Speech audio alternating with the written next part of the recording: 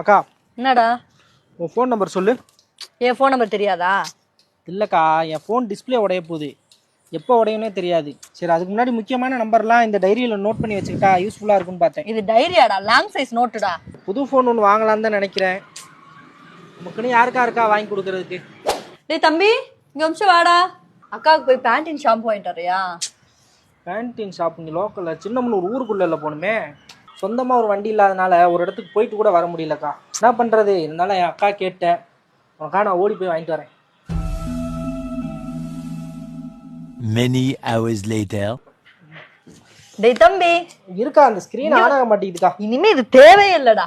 இங்க பாத்தியா எப்படி?